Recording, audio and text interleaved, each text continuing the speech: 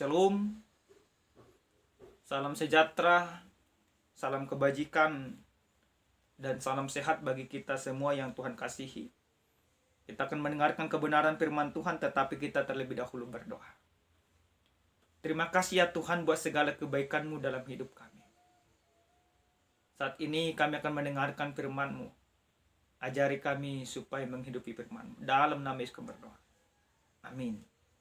Kebenaran firman Tuhan yang akan kita dengarkan pada saat ini dalam ibadah minggu tanggal 20 Juni tahun 2021 tertulis dalam kitab 2 Korintus pasal 6 ayat pertama sampai dengan ayat ke-10. Demikian firman Tuhan. Paulus dalam pelayanannya. Sebagai teman-teman sekerja, kami menasihatkan kamu supaya kamu jangan membuat menjadi sia-sia kasih karunia Allah yang telah kamu terima. Sebab Allah berfirman, pada waktu aku berkenan, aku akan mendengarkan engkau. Dan pada hari aku menyelamatkan, aku akan menolong engkau. Sesungguhnya, waktu ini adalah waktu perkenan itu. Sesungguhnya hari ini adalah hari penyelamatan itu. Dalam hal apapun kami tidak memberi sebab orang tersandung, supaya pelayanan kami jangan sampai dicela. Sebaliknya, dalam segala hal kami menunjukkan bahwa kami adalah pelayan Allah, yaitu dalam menahan dengan penuh kesabaran dalam penderitaan, kesesakan dan kesukaran, dalam menanggung dera, dalam penjara dan kerusuhan, dalam berjerih payah, dalam berjaga-jaga dan berpuasa, dalam kemurnian hati, pengetahuan, kesabaran dan kemurahan hati, dalam Roh Kudus dan kasih yang tidak munafik, dalam pemberitaan kebenaran dan kekuasaan Allah, dengan menggunakan senjata-senjata keadilan untuk menyerang ataupun untuk membela, ketika dihormati dan ketika dihina, ketika diumpat atau ketika dipuji, ketika dianggap sebagai penipu namun dipercayai, sebagai orang yang tidak dikenal namun terkenal, sebagai orang yang nyaris mati dan sungguh-sungguh kami hidup, sebagai orang yang dihajar namun tidak mati, sebagai orang berduka cita namun senantiasa bersuka cita, sebagai orang miskin namun memperkaya banyak orang, sebagai orang tak bermilik sekalipun kami memiliki segala sesuatu. Sampai di sana pembacaan kebenaran firman Tuhan. Bapak Ibu yang Tuhan kasihi dalam Kristus Yesus, saya tertarik dengan salah satu semboyan orang Batak, yaitu Dalihan Natolu. Semboyan Dalihan Natolu dalam kekerabatan orang Batak jelas memposisikan satu keluarga 3 kedudukan. Artinya seperti apa? Suatu waktu dia bisa menjadi hula-hula yang dihormati. Suatu waktu dia menjadi dongat tubuh. Suatu waktu bisa dia menjadi boro. Yang pasti, di dalam kekerabatan orang Batak, ada kalanya dia harus dihormati, ada kalanya dia harus menghormati, ada kalanya dia harus mengayomi, dan ada kalanya dia harus diayomi. Ada kalanya dia harus dilayani, dan ada kalanya dia harus melayani. Jika semboyan orang Batak ini dilakukan sebagaimana mestinya dan seharusnya, maka akan terjadi keadilan dan kerukunan yang begitu baik. Saling melayani dan saling dilayani. Bapak Ibu yang Tuhan kasih dalam Kristus Yesus. Kalau kita berbicara soal pelayanan, apa yang bisa kita pahami soal pelayanan? Menurut hemat kami, pelayanan dapat dipahami yaitu pemberian seluruh kehidupan kepada Allah di dalam Kristus Yesus yang oleh Roh Kudus yang diwujudkan melalui tindakan konkret yang memuliakan Allah Tritunggal sesuai dengan kebenaran firman Tuhan dan kasih karunia Allah. Yang artinya seperti apa? Seorang pelayan Allah atau hamba Allah, dia harus mengabdikan seluruh hidupnya untuk kebenaran firman Tuhan tanpa mencari sebuah keuntungan di dalam kehidupannya. Kebenaran firman Tuhan yang sampai kepada kita pada saat ini bagaimana seorang Paulus memberikan nasihat kepada orang-orang Kristen yang ada di Korintus atau jemaat Korintus. Kenapa Paulus harus menasihati mereka kembali? Hal itu dikarenakan karena terjadinya kemerosotan iman bagi orang-orang Korintus. Mereka meragukan Paulus, dan ketika mereka sudah meragukan Paulus, maka secara otomatis apa yang diajarkan oleh Paulus, pondasi iman yang sudah disampaikan oleh Paulus sebelumnya, menjadi diabaikan. Termasuk Paulus jelas mengatakan bahwa mereka hidup semuanya itu karena kasih karunia Allah. Akan tetapi, karena banyaknya pengajaran-pengajaran baru yang menyelewengkan iman, maka kasih karunia yang selama ini sudah mereka hidupi seakan-akan terhilangkan oleh ajaran yang baru.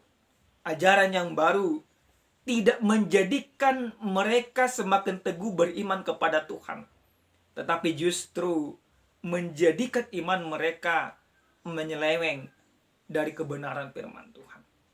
Bapak Ibu yang Tuhan kasihi dalam Kristus Yesus, kalau kita membaca dalam kebenaran firman Tuhan ini, dalam ayat yang pertama khususnya, bagaimana Paulus menempatkan dan memposisikan mereka sebagai teman-teman sekerja. Dalam ayat yang pertama dikatakan, sebagai teman-teman sekerja, kami menasihatkan kamu supaya kamu jangan membuat menjadi sia-sia kasih karunia Allah. Yang artinya apa? Paulus mau mengatakan, setiap orang yang percaya kepada Yesus Kristus sebagai Tuhan dan Juru Selamat, setiap orang yang sudah mengimani bahwa dosanya dihapuskan oleh Tuhan oleh karena kasih karunia, maka dia terpanggil, maka dia terisop untuk masuk ke dalam pekerjaan sebagai pemberita-pemberita Injil. Makanya Paulus katakan sebagai teman-teman sekerja. Pekerjaan yang dimasukkan oleh Paulus bukan pekerjaan yang menghasilkan uang, tetapi pekerjaan yang dimaksudkan oleh Paulus, pekerjaan mengajak orang memberitakan Injil kebenaran Kristus. Akan tetapi, orang-orang Korintus pada saat itu tidak menyadari bahwa hidup mereka, yaitu teman sekerja, teman sepelayanan, yang sudah Tuhan jadikan lewat penebusannya menjadi pemberita-pemberita Injil. Dan yang paling mirisnya, mereka dikatakan menyia-nyiakan kasih karunia Allah. Bagaimana orang yang menyia-nyiakan kasih karunia Allah? Orang yang menyia-nyiakan kasih karunia Allah berarti tidak hidup lagi di dalam kasih karunia itu. Mereka keluar dari kasih karunia. Maka sebelum mereka terlalu jauh keluar dari kasih karunia itu, Paulus mengingatkan mereka untuk tidak menyia-nyiakan kasih karunia Allah yang sudah Allah nyatakan di dalam kehidupan mereka. Lalu hal yang berikut yang disampaikan kebenaran firman Tuhan, khususnya Paulus kepada orang-orang Korintus dalam pasal ke-6 ini, bagaimana Paulus melakukan pembelaan terhadap dirinya khususnya dalam pelayanannya. Dalam ayat yang ke-4 sampai yang ke-10 khususnya dalam ayat yang ke-4, Paulus katakan, sebaliknya dalam segala hal kami menunjukkan bahwa kami adalah pelayan Allah. Kenapa ini sangat dipertegas oleh Paulus? Ada apa sebenarnya? Karena ada keraguan. Ada sebuah pemahaman pada saat itu, jika pelayanan seseorang diabaikan atau seseorang diabaikan dalam pelayanan, maka apa yang disampaikan juga akan terabaikan. Bahkan pengajar-pengajar baru, pengajar-pengajar sesat, berusaha memang mereka menghilangkan Paulus di dalam jemaat Korintus. Kalau Paulus dihilangkan, maka apa yang diajarkan Paulus selama ini juga akan hilang. Maka dengan hal ini, Paulus dengan tegas mengatakan bahwa kami adalah pelayan Allah, abdi Allah. Yang dimaksudkan oleh Paulus di dalam hal ini, bahwa pelayan Allah dan Paulus dan juga dengan yang lain, dengan sungguh-sungguh tanpa mencari keuntungan, mereka melayani Allah. Pelayanan yang mereka lakukan adalah untuk mengajak setiap orang yang berdosa masuk ke dalam kasih karunia sehingga mereka hidup di dalam kasih karunia. Paulus harus membela haknya sebagai pelayan supaya apa yang dia sampaikan selama ini, supaya kasih karunia Allah tetap tinggal di dalam mereka. Bukan seperti agama-agama sebelah yang melakukan pembelaan Allah. Yang Paulus lakukan yaitu meluruskan pemahaman itu. Lalu apa yang Paulus sampaikan selanjutnya? Dalam ayat yang ke-5 dikatakan Paulus dalam menanggung dera, dalam penjara dan kerusuhan, dalam berjerih payah, dalam berjaga-jaga dan berpuasa, dalam kemurahan hati, pengetahuan, kesabaran dan kemurahan hati dalam Roh Kudus dan kasih yang tidak munafik, dalam pemberitaan kebenaran dan kekuasaan Allah dengan menggunakan senjata-senjata keadilan. Bahkan Paulus katakan ketika dihormati dan ketika dihina, ketika diumpat dan ketika dipuji, ketika dianggap sebagai penipu namun dipercayai, sebagai orang yang tidak dikenal namun terkenal. Paulus mengatakan mereka nggak dikenal di dalam dunia ini, tapi Allah mengenal mereka. Mereka nyaris mati, tetapi Allah menghidupkan mereka. Mereka dihajar, dihancurkan oleh karena dunia ini, tetapi mereka tidak mati. Karena apa? Karena Tuhan senantiasa bersama dengan mereka. Bahkan Paulus katakan sebagai orang berduka cita, namun senantiasa bersuka cita. Paulus berduka cita oleh karena kemerosotan iman orang-orang Korintus. Tapi dia bersuka cita karena dia masih mampu dan masih Tuhan percayakan untuk melayani Tuhan. Sukacita yang Paulus miliki karena dia hidup di dalam Tuhan. Bapak Ibu yang Tuhan kasihi dalam Kristus Yesus, tema kita yang sampai kepada kita pada saat ini dikatakan pelayanan yang penuh kasih. Bagaimana supaya pelayanan itu penuh dengan kasih? Siapa itu pelayan? Apakah para pendeta saja? Tentu tidak. Para pendeta, para penatua, siapapun dia, itu pelayanan tahbisat. Tetapi setiap orang yang percaya pada hakikatnya menjadi pelayan Kristus. Jadi bagaimana kita yang semuanya sudah terpanggil di dalam pelayanan Kristus mampu melayani dengan penuh kasih? Yang pertama sekali kami mau katakan, supaya pelayanan kita penuh dengan kasih, jangan sia-siakan kasih karunia Allah. Ini yang harus kita paham bersama.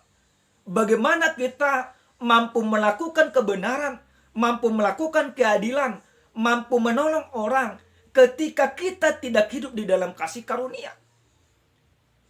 Kalau segala sesuatu yang baik yang kita lakukan tanpa kasih karunia Allah, semuanya itu menuntun kita untuk mencari hormat.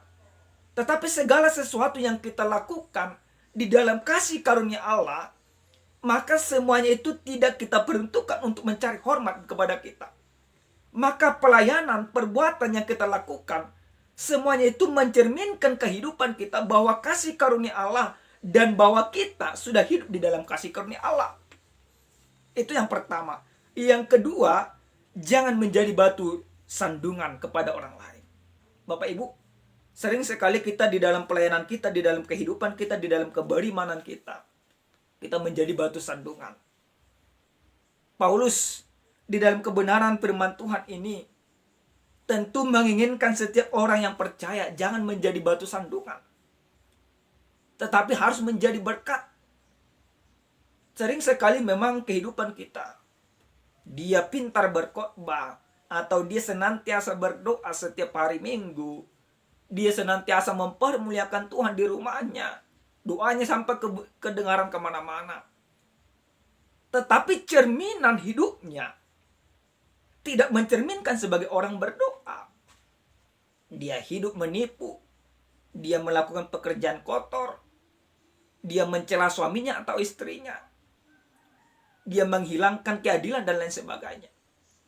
Maka sebagai pelayan yang penuh dengan kasih, kita dituntun, kita diajak supaya kita senantiasa jangan menjadi batu sandungan bagi orang lain, tetapi kita harus justru menjadi berkat bagi diri kita dan juga bagi sesama.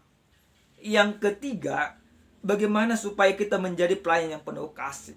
Yang ketiga, jadikan potensi yang ada samamu untuk melayani Tuhan, bukan untuk menunjukkan kehebatan atau merendahkan orang lain. Jika engkau berpotensi untuk menolong orang lain, maka lakukan pertolongan kepada orang lain tanpa ada embel-embel di belakang. Jika engkau punya karunia berkhotbah, menasehati, meneguhkan orang, jadikan itu bukan untuk mencari kehormatan, tapi justru untuk mempermuliakan Tuhan.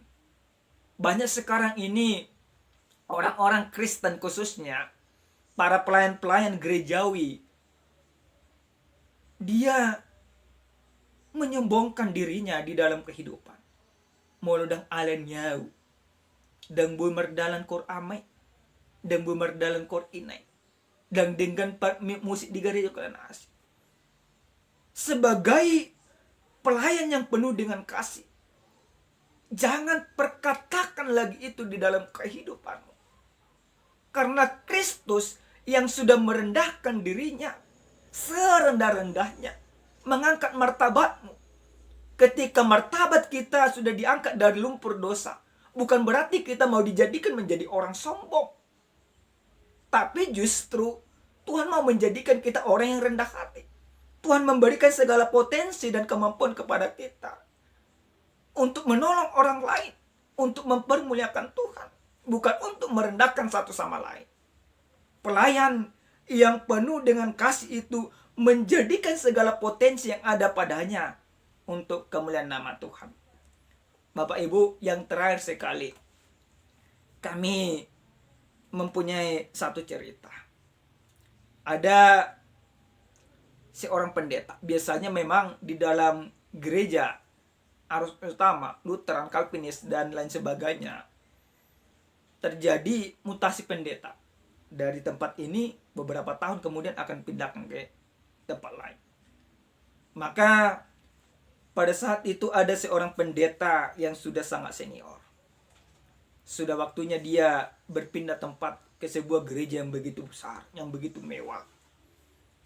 Maka sebelum dia sampai ke gereja itu, ditempatkan di gereja itu, dia melakukan survei tempat. Dia pergi ke gereja itu tanpa sepengetahuan siapapun, termasuk pendeta yang akan digantikannya. Suatu waktu di dalam ibadah minggu, pendeta ini datang ke gereja itu terlebih dahulu, tetapi tidak mencerminkan seorang pendeta. Dia berpakaian compang-camping. Dia seperti pengamen. Sebenarnya dia istilah zaman sekarang membuat eksperimen. Maka pada saat itu berketepatan khotbahnya yaitu tentang kasih. Dia duduk paling belakang mendengarkan firman Tuhan. Akan tetapi ketika semuanya orang melihat dia, semuanya menyisir. Minggu berikutnya dilakukan juga seperti itu. Juga demikian. Bahkan pengaman yang ada di gereja itu, security, mengusir dia. Maka ketika minggu ketiga, waktunya dia memperkenalkan diri, dia masuk, dia berpakaian, maka semua orang takjub. Tapi apa yang dia katakan di dalam kehidupannya, bagaimana mungkin imanmu bertumbuh dan kamu katakan kamu bertumbuh di dalam iman, sementara kamu mengabaikan orang lain. 2 minggu berturut-turut saya duduk sebagai gembel di belakang, tak satu pun menghormati saya. Tapi ketika saya sudah memakai jubah kependetaan, semua kalian mengucapkan salam. Kristus tidak demikian. Kalian terpanggil semuanya menjadi pelayan. melayani orang yang paling lemah bagi kalian. Melayani siapapun itu tanpa melihat wajahnya. Maka kita juga demikian Bapak Ibu jemaat Tuhan. Sering sekali kita beranggapan bahwa pendeta itu hanya di gereja. Bahwa firman itu hanya di gereja. Ketika di luar gereja firman itu tidak bekerja. Padahal sesungguhnya dimanapun kita berada, firman itu akan senantiasa, kasih karunia Allah akan menjadi gaya hidup kita. Kita akan senantiasa menolong orang, melayani orang tanpa melihat siapa dia. Karena apa? Karena di dalam diri orang miskin, wajah Kristus ada di sana. Bukankah Yesus katakan, siapa yang memberi kepada salah seorang yang paling kecil ini, yang paling hina ini, kamu memberikannya kepadaku.